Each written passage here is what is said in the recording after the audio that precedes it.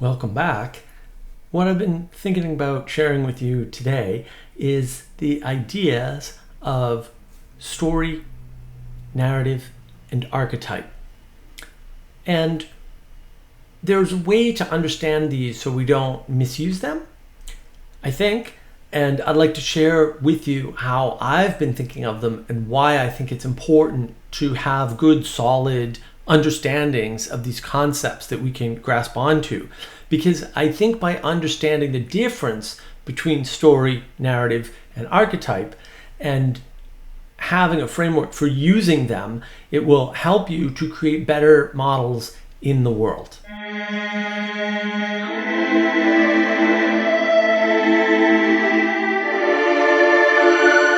Why am I making this distinction, and how are these things sort of attached? The way I conceive of story is a specific instance in time, or an example, a concrete example of a thing that happened. I'm going to use happened in quotes in this case because what I'm pointing at here is a story doesn't have to be accurate to be true. So accuracy is a scientific measure, but truth is not a scientific measure. Truth is not something that can be measured by science. Science is supposed to get, quote, closer to the truth, but it doesn't have a definition of truth. So you can tell one story in many different ways to bring out different pieces of information. The different ways of telling the story aren't accurate necessarily. I mean, they might be, but they might not be. But because they're highlighting different aspects of the instantiation of what may or may not even have happened, that gives them different messages. So stories are out there to give us messages about something. The accuracy of those messages may be high or the accuracy of the story may be high or low, right? But the important part is the message, that the communication that's happening.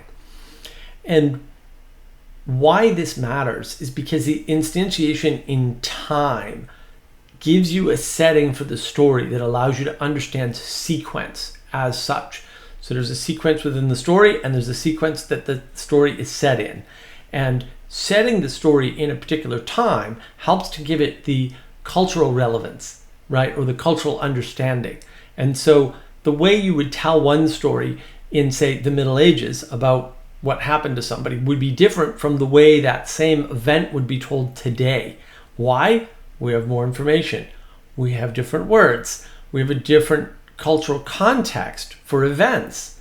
And so if you want to make a story about scary monsters, the idea of what is a monster has changed throughout time.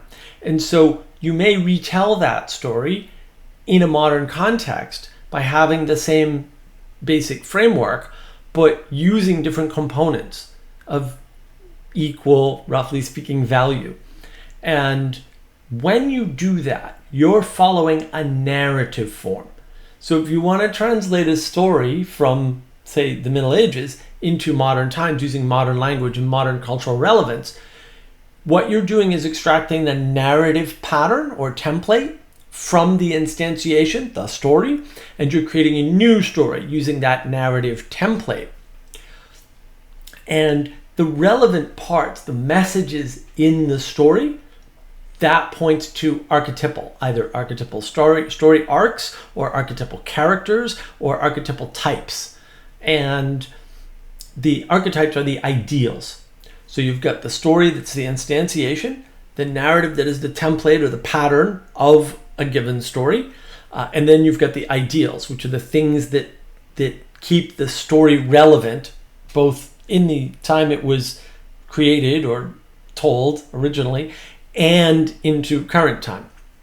Now, obviously, not all stories are pointing to archetypal things, right? Some stories are just sort of throwaway, like a lot of the 50s comics that kind of copied the comic style, but didn't, they weren't really narrative in nature. They were more to be funny or to highlight one particular aspect of dating or something that's no longer applicable because, maybe we don't date the same way because we don't meet at the at the place that has car hops, because they don't do that much anymore except at Sonic. Bad food, but fun. So understanding the difference, the stories, the instantiation, the specific instance, the specific telling in some cases, and the narrative is the thing that makes the story graspable by people because it has the archetypal elements and it has that structure that's also archetypal in nature. What this helps us to understand is that when we tell a story, the way to tell it correctly is to make sure those archetypal elements are communicated and that archetypal story arc is intact. If you don't do that, you end up with a bad story or a story that people can't understand. When you tell a story, what people are hearing is not necessarily what you're saying, because there's all this translation in communication. What they're hearing is some connection, right? Some set of patterns from the instantiation through their narrative understanding, which is roughly going to fit one of the narrative templates that they know of in their head, or they're going to create a new one for this story if it's unique to them, over to the archetypes. And this is important. This is important because it tells you why people may not understand what you're saying when you're telling a story.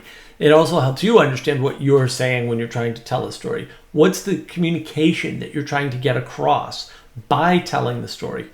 Because story is the best way to communicate with people, because it makes a lot of connections for them.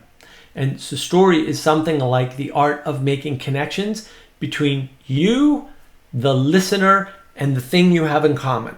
And what you should be having in common are those archetypal things. And then there's a bunch of things that connect those in common, whether it's cultural references or it's a shared personal reference, right? So a lot of people, when they're telling a story, they'll be like, yeah, my friend Andy, and Andy's a lot like your brother, right? It's like, oh, right? I got it, right? Or Andy's a lot like that guy down the street, Steve, right? It's like, oh, okay. So now you understand my relationship with Andy, even though you've never met Andy. It's like, oh, right? These are connections that you make as part of storytelling to get the narrative flavor across, to communicate the message of whatever commonality you're trying to communicate, whether it's archetypal or not, basically.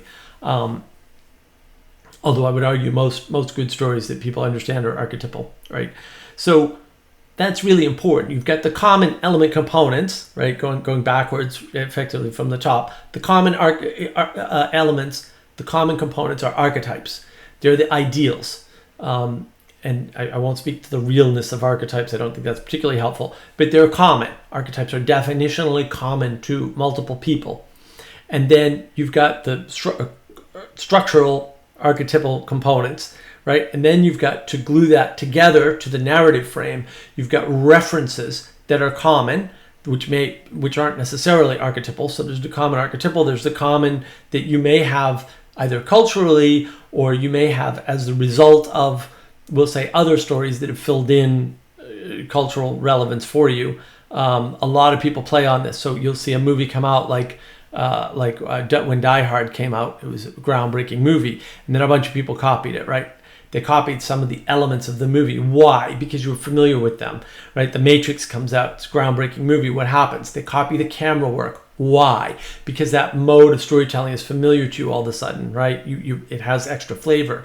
Because if you've never seen The Matrix, you've probably heard about it, right? If you've never seen Die Hard, you've probably heard about it.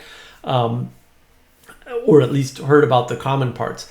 And so doing this is important because this is how we're linking things together.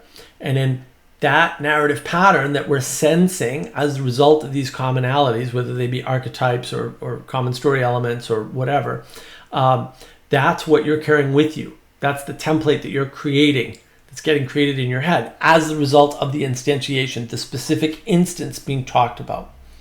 And so one way you can see this is you can look at something like Grimm's fairy tales, where there's multiple versions of the fairy tales, and you can look at different versions of the same fairy tale and see, they're not exactly the same. Obviously, they're different, right? But you can see the narrative elements. You can see the archetypal elements being pointed to, and they won't all be the same, but they'll have a lot of overlap between the different tellings.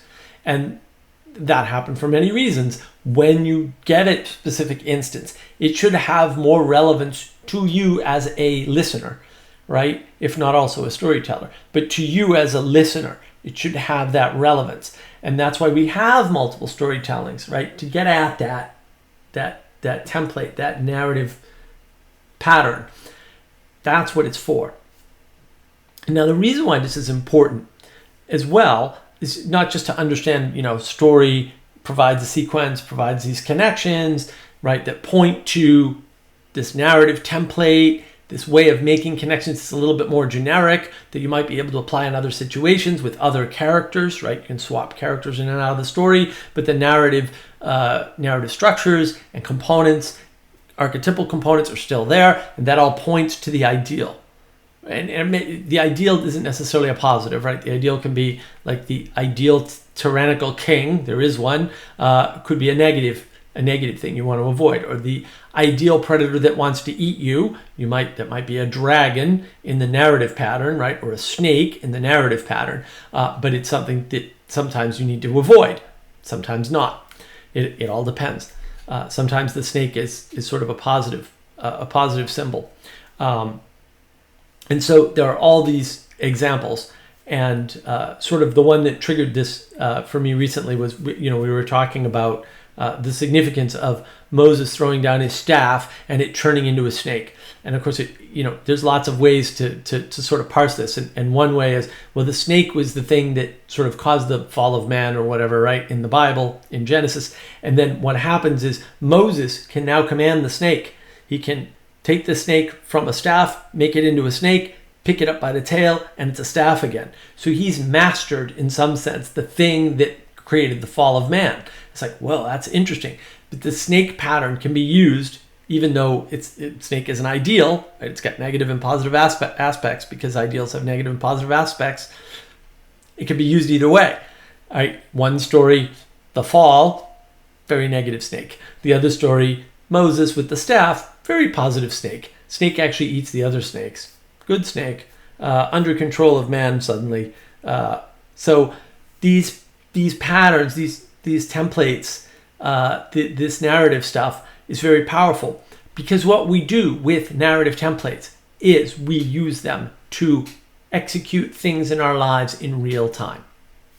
What do I mean by that?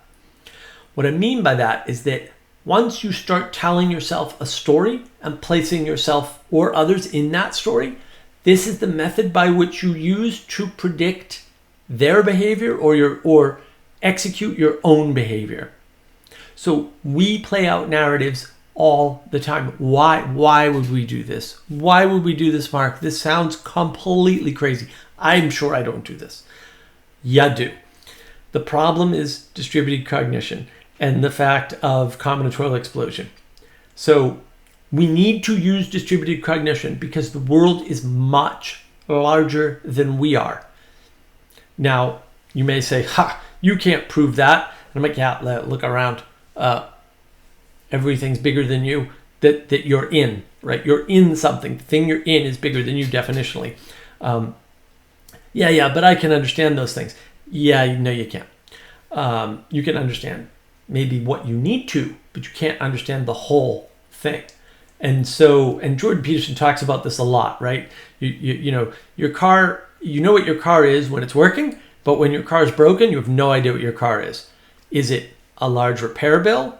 Is it a quick call to a friend who can come out and help you and get you back, back to the car being a car, right? Is it the end of your life because you no longer have transportation via car? Could be a bunch of things. At least in the moment, you don't really know. You've lost some predictive power. Once the car becomes more complicated than the device that gets me from point A to point B, you've lost intelligibility in the world. Like, now you don't know what the world is to a great degree. And so in order to know what things are, we have these narratives in our heads. And in order to be able to predict, we have these narratives. So we outsource a lot of our thinking. We take our thinking, we go, okay, thinking, I'm not going to think about that. I'm going to use a narrative template. And I'm just going to play that through so that I understand what my interaction, my role is, or what somebody else's role is going to be in this system. Fair enough. We have to do that. The world is combinatorially explosive. We can't get it in our heads. So we do that through narrative. We do that through the template, not the story. Not the story. We do that from the stuff we extract from the story, the abstractions in the story, the narrative template. We play through these narratives, right? And the narratives are affected. They're not always the same thing. They're just templates. So there's a lot of wiggle room in a narrative. So one way to think about how we play through narrative is to say, what's my role at the doctor's office, right? Well, your role is to make an appointment, to engage with the doctor narrative, right? Go to your appointment, sit in the waiting room, right? And then you'll get called, and then something will happen. There may or may not be tests, right? There may or may not be extra visits scheduled. You may just get some information right then and there, right? You may get a test there and then have to wait for the results and come back, wait outside and then come back, or wait longer, right? You never know how long you're going to be at the doctor, or at least I never knew how long I was going to be at the doctor's. And all of these things are part of the narrative of going to the doctor, but they change. The details change. It can change quite a bit. But we use that template to know what's going on. Now, if we go to the doctor and they've lost our appointment, that's never happened to me, not at the doctor's, it's happened elsewhere, then all of a sudden that narrative is broken and we don't know what's going to do and we don't know what's going to happen. And so a quick visit somewhere to the doctor or something can turn into an all-day affair of untangling what happened, because we thought we had a narrative for going to the doctor and suddenly things didn't go right. And we get very upset about these things. We tend to freak out. What happened? I don't understand. Where did everything go? Why am I not able to do the thing that I came to do? And that can be, really jarring to people. And it should be. It's a big problem. So we use these narratives. When they get violated, we get kind of ruffled. But we don't realize we're using them. We have no idea how many narratives we're playing out, because we need to use narratives for so many things just to get around. We use narratives when we go to the store, when we interact with a coffee shop, when we're walking down the street, right? When we meet somebody, we know what the narrative is. If they smile, you smile back. If they say hello, you say hello back. These are all little narrative templates running in our heads, so we know what we're doing. And the narratives change based on the values we're applying to them. And so as the values that are sort of front and center in our attention change, those values alter the narrative. Or they switch the narrative completely. Or any interruption to the narrative can switch our narrative from one thing to another. That's why people go from very calm to angry right away. Once the narrative's been broken, people tend to get angry, because their prediction breaks down. And when your prediction breaks down, anger is a common response. May not be a correct response, but it's a common response. And that's why a lot of these tricks around take a breath, right? Because what you're doing is you're reducing your stress in the moment from having a broken narrative and allowing your brain time to figure out, oh, wait, the narrative's broken. I need new narrative, right? How do I do this new interaction? Instead of staying in broken narrative state where you're just angry or upset or not feeling well or whatever. So that's why these psychological tricks work, because we're playing these narratives in our head. And so we've got a bunch of narratives. We've got a bunch of values. The values and the narratives interact to form, many different patterns from the same template, we'll say. And then the objects that are in that narrative template also alter, right? They're also important. And then that is what ties us together in our behavior and sets our attention in the future and our predictive rating, but it also sets our feelings and emotions. Because if you can control how much the narrative affects you, then you can control your response. And that's what's really important. And it's also important to understand what narrative other people are running. So basically, I've talked before about the police and what you can do in interacting with the police, right? When you interact with the policeman as a person, you can get out of a ticket. That's a thing that people do. Some people are really good at this. Some people are not so good at this. But it's the key of not just playing out the narrative of sitting there and getting a ticket that can make it more likely that you'll get out of a ticket or that you'll get out of some other kind of trouble, right? If you don't act within the narrative or you act beyond the narrative, that can be very helpful. And understanding other people's narrative and what that's supposed to look like so that they have a stress-free time, that can be very helpful. So one of the things that I do, that I started doing quite a few years ago now, is when I get pulled over, I typically shut the radio off, roll down my windows. I'll usually reach over and open my glove box real quickly. Sometimes I don't. I put my hands on the steering wheel. I keep my hands on the steering wheel, right? And I wait until the officer gets to the window, and then I greet the officer. And when they ask me for stuff, I say, that's in my wallet, which is in my left pocket. Do I have your permission to get it? And they say yes. And then I slowly is important, grab my wallet.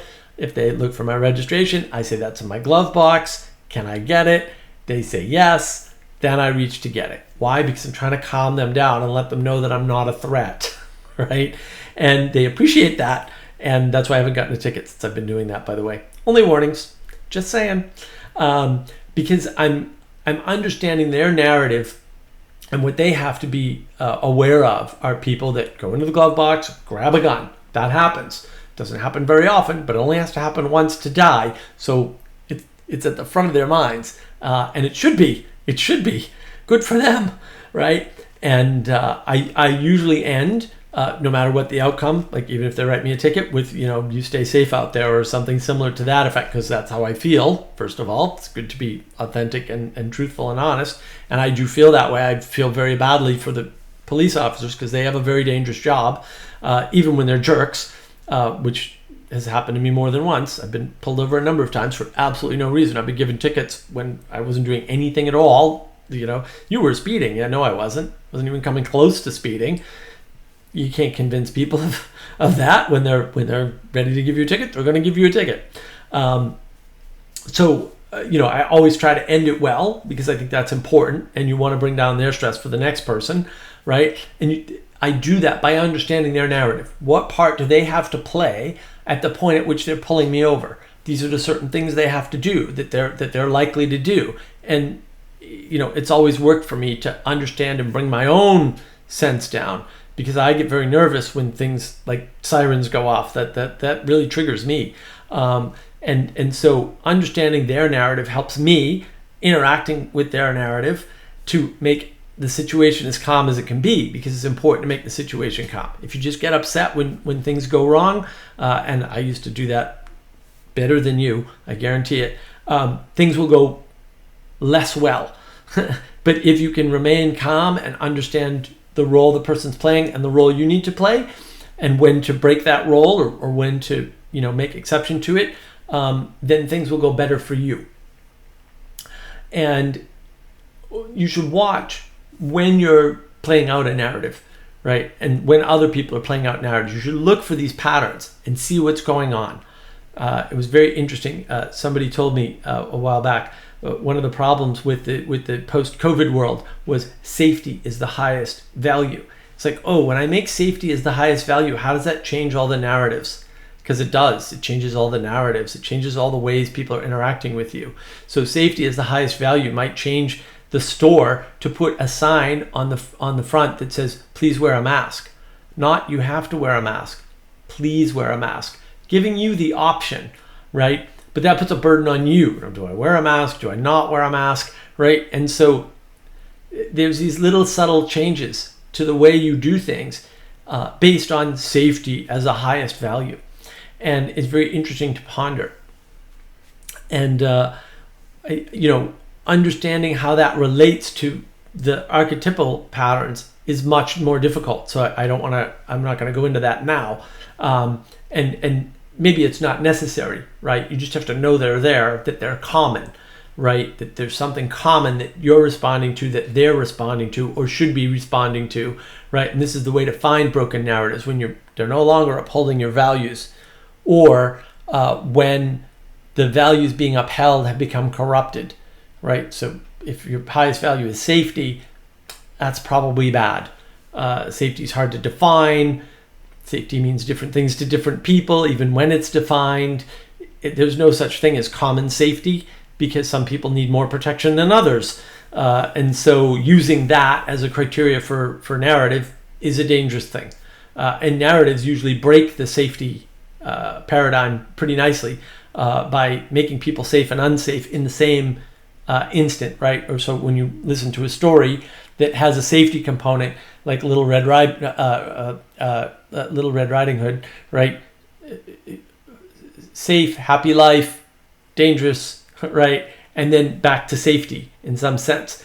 And after learning what not safe is, right? And so these little archetypal values like safety get broken because they're not one thing to all people. They're not actually in common. So we have an idea of safety. So we kind of know what it is, but it needs a lot more stuff. And that's when we know the narrative pattern's broken, when we're using bad values to apply to our normal narratives. Or when someone's trying to force a new narrative on us, like the new normal, right? They say it over and over again. They don't define what it is because they're trying to insert a narrative. Don't know what narrative they're after. Don't care. Don't want it. Don't need it. No thanks. And so it's important to see these little tricks that people are doing. Like, oh, well, we can't do things the way we used to anymore. Yeah, why? Are you sure? Like, this is a bit like walking through the woods and just seeing a fence and wanting to tear it down. Why? What if the fence is there for a reason, right? So these are the things to sort of watch out for. And the big narrative I try to keep throughout my videos as a thread is these are my definitions, right? Use them if you like them. Don't use them if you don't, or better yet, modify them for your own use. And also, as always, I want you to understand, if I can manage it, how grateful I am that you're watching. Because you're giving me what I consider to be the most valuable thing that people can give to one another, and that is your time and attention.